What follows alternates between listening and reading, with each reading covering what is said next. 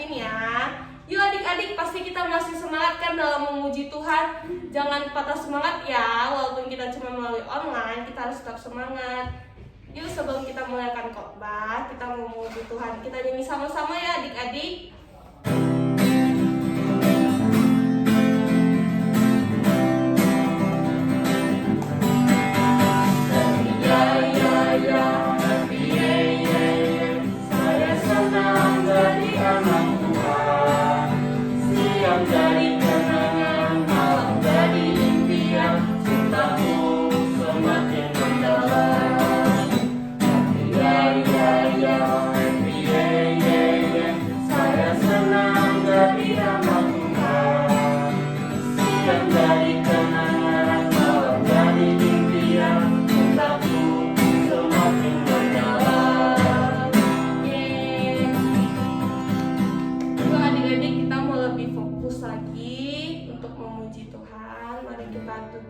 Tempatkan posisi kita dengan nyaman. Mari sama-sama kita menyembah Tuhan. Kita nyanyi sama-sama ya.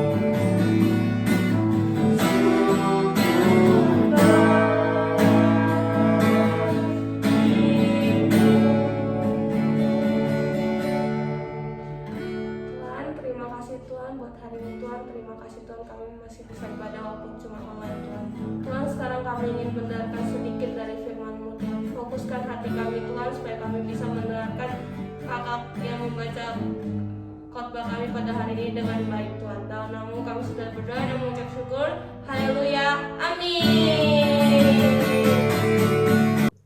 Shalom adik-adik semua, kembali lagi di hari Minggu ini bersama Kak Cune ya. Kita mau sama-sama kuduskan hari Sabat. Nah adik-adik, sebelum mendengarkan firman Tuhan, ikuti kakak, kita bersatu dalam doa, kita lipat tangan, kita mau duduk yang manis, jangan gerak, jangan main game, jangan main HP, kita berdoa, ikuti kakak ya. Tuhan Yesus, terima kasih atas hari ini. Tuhan Yesus, sebentar lagi kami akan mendengarkan firman-Mu. Tuhan Yesus, buka hati kami, pikiran kami, telinga kami, agar kami bisa mengerti firman-Mu. Terima kasih. Kami berdoa dalam nama Tuhan Yesus Kristus. Amin. Nah, adik-adik semua, kakak pada hari ini akan membagikan satu cerita loh. Nah, kira-kira cerita apa ya adik-adik? Nah, adik-adik masih ingat gak murid Tuhan Yesus ada berapa adik-adik? Ada yang tahu murid Tuhan Yesus ada berapa? Benar, ada 12. Nah, salah satu dari murid Tuhan Yesus ada satu yang namanya Thomas. Nah, Thomas ini juga biasa disebut Didimus. Nah, adik-adik, kakak akan cerita tentang Thomas ketika melihat Tuhan Yesus. Yuk, kita simak ya cerita berikut. Ini adalah cerita tentang Yesus menampakkan diri kepada Thomas. Ini adalah Yesus Kristus. Dia adalah anak Allah. Ketika Tuhan Yesus Kristus ada di bumi, Dia mengajarkan kepada setiap orang tentang kasih Allah dan menyembuhkan orang yang sakit. Dia bahkan menenangkan badai. Dia juga membangkitkan orang mati dari kuburan. Tapi tidak setiap orang menyukai Tuhan Yesus. Mereka bahkan sampai menyalibkan Tuhan Yesus di atas kayu salib, dan Tuhan mati dan dikuburkan. Selama 3 hari Tuhan ada di dalam goa tanpa ada celah apapun.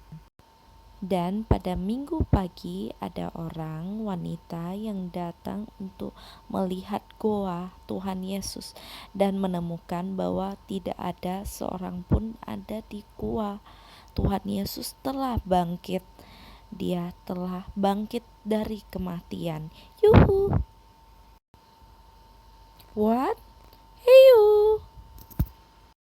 Tuhan Yesus menampakkan diri kepada murid-muridnya. Tapi Thomas tidak ada bersama-sama mereka ketika Yesus datang ke situ. Maka kata murid lain kepadanya, "Kami telah melihat Tuhan." Sebelum aku melihat bekas paku pada tangannya dan sebelum aku mencucukkan jariku ke dalam bekas paku, aku tidak percaya.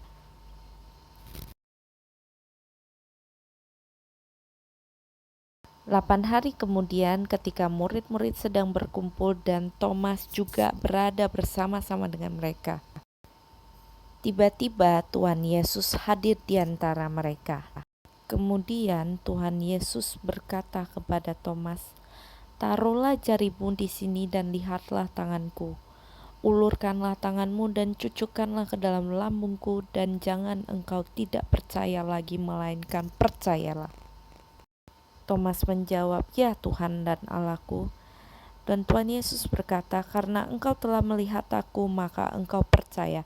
Berbahagialah mereka yang tidak melihat namun percaya."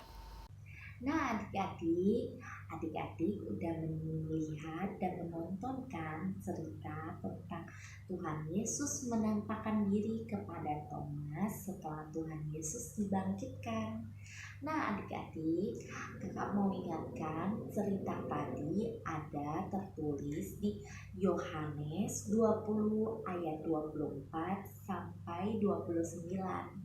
Nah, adik-adik nanti setelah mendengarkan dan mengikuti ibadah ini, adik-adik boleh baca ulang kembali ya, yaitu di Yohanes 20 ayat 24 sampai 29. Jadi Thomas atau yang disebut Didimus itu meragukan Tuhan Yesus karena dia nggak percaya kalau misalnya Tuhan Yesus sudah mati dan dibangkitkan pada hari ketiga. Dia berkata dia harus memegang, menyentuh baru dia percaya. Nah, adik-adik, sering banget kita di dalam kehidupan sehari-hari sering banget juga terjadi hal demikian. Kadang-kadang kita bisa melakukan sesuatu atau tiba-tiba ragu nih, kira-kira bisa nggak ya saya lakukan ini, kira-kira saya bisa lakukan itu nggak ya. Nah, adik-adik, memang ini adalah hal wajar. Tapi kalau misalnya kita anak-anak Tuhan, kita harus berusaha untuk jangan ragu-ragu. Kenapa adik-adik? Karena kita ada Tuhan Yesus. Nah, adik-adik, kita harus percaya terhadap Tuhan Yesus. Kita harus percaya terhadap janji Tuhan.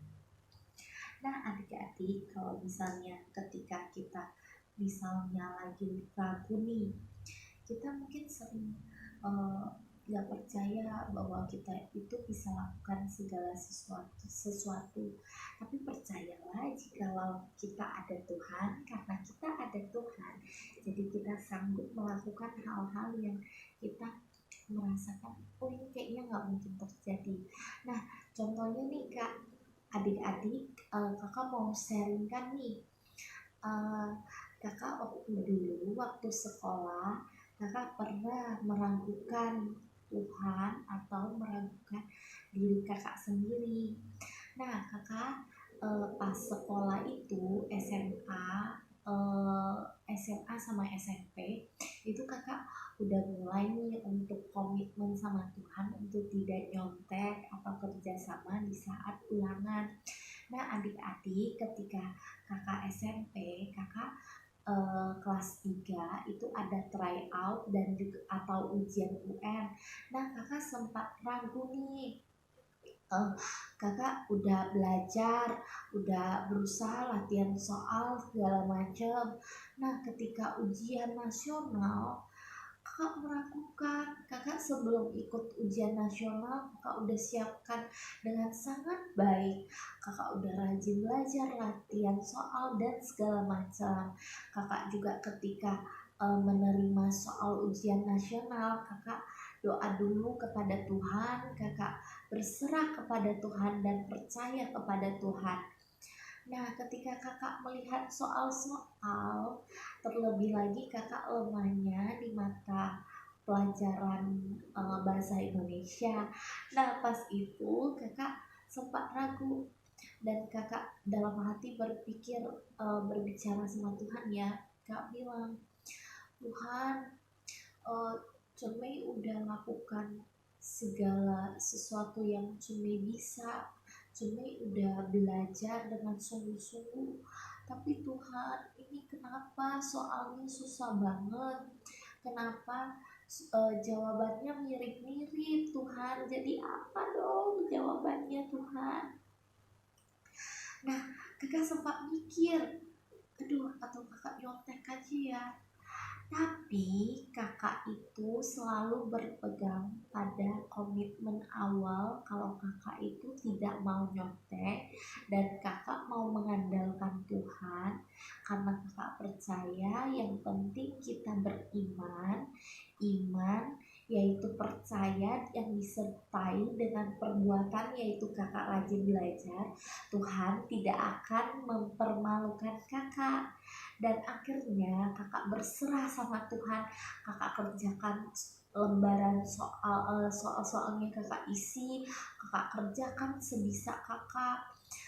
Ada yang tebak dan kakak lakukan semampu kakak tanpa nyontek, tanpa kerja sama. Dan hasilnya keluar, kakak sangat senang dan sangat bangga, bukan terhadap diri sendiri tapi terhadap Tuhan kita. Kenapa adik-adik? Karena ketika kakak ragu, kakak memilih untuk percaya sama Tuhan dan tahu adik-adik nilai kakak dapat 80, yang sebenarnya kakak pikir kayaknya hanya 60 atau bakal 50, tapi pekerjaan Tuhan itu sangat luar biasa. Tuhan tahu apa yang kita sudah lakukan, apa yang sudah kita kerjakan, Tuhan tahu. Jadi kakak percaya adik-adik, kalau misalnya adik-adik juga sungguh-sungguh di dalam Tuhan, adik-adik percaya, adik-adik berdoa, adik-adik imani dan rajin belajar, percaya adik-adik juga akan mendapatkan nilai yang sama. Nilai yang terbaik, berapapun itu adalah nilai yang terbaik yang diberikan Tuhan. Dan biarlah lewat nilai yang kita terima, nama Tuhan Yesus Kristus yang dipermuliakan. Bukan kita bangga terhadap diri sendiri, tapi Tuhan Yesus yang bangga akan kita, adik-adik. Benar adik-adik? Nah, saya juga mau ingatkan, kalau misalnya keraguan juga bisa membuat pekerjaan-pekerjaan Tuhan atau rencana-rencana Tuhan atas kita yang luar biasa itu bisa dijauhkan karena kita berpikir atau berfokus kepada keraguan. Nah, jadi adik-adik, kakak mau menghimbau dan ajak adik-adik, kalau misalnya adik-adik ada keraguan atau bingung terhadap sesuatu, nah adik-adik boleh bisa coba ceritakan kepada orang tua adik-adik untuk meminta mungkin solusi atau jawaban kira-kira apa ya, biar adik-adik tidak ragu-ragu. Nah adik-adik, kakak mau ingatkan, apapun yang terjadi dalam hidup kita, percayalah Tuhan adalah Allah yang setia. Dia akan selalu menyertai adik-adik semua. Jadi adik-adik jangan khawatir, jangan ragu, Tuhan Yesus selalu menyertai adik-adik. Jadilah berkat, jadilah teman yang baik, sahabat yang baik dimanapun adik-adik berada, kakak atau sebagai adik atau sebagai anak yang baik di dalam keluarga, di dalam sekolah adik-adik. Nah adik-adik, yuk kakak mau ajak kita semua untuk lebih giat lagi di dalam Tuhan, untuk rajin belajar dan untuk buang jauh-jauh soal keraguan, karena kita percaya kita ada Tuhan Yesus. Kita percaya bahwa Tuhan Yesus akan menyanggupkan kita semua untuk melakukan hal-hal yang luar biasa. Amin adik-adik. Nah adik-adik, kita akan menutup ibadah kita pada hari ini. Kakak mau ajak adik-adik untuk berdoa. Kakak akan berdoa buat adik-adik semua. Kita lipat tangan, kita tutup mata semua ya. Terima kasih Tuhan, terima kasih atas hari ini, atas waktu yang luar biasa di mana kami bisa mendengarkan firman-Mu. Tuhan Yesus, ajari kami untuk selalu percaya kepadamu, untuk selalu melakukan bagian kita sebagai anak dan sebagai teman sekolah yang baik. Dan biarlah kami semua bisa belajar untuk selalu mengandalkan Engkau di dalam hidup kami semua. Terima kasih Tuhan, selalu sertai kami. Kami percaya Engkau akan selalu memberkati kami dan keluarga kami. Terima kasih Tuhan, kami serahkan hari ini ke dalam tangan-Mu. Terpujilah nama-Mu dalam nama Tuhan Yesus Kristus. Haleluya. Amin. Thank you adik-adik. Tuhan Yesus memberkati. Sampai jumpa ya di minggu depan. God bless you adik-adik.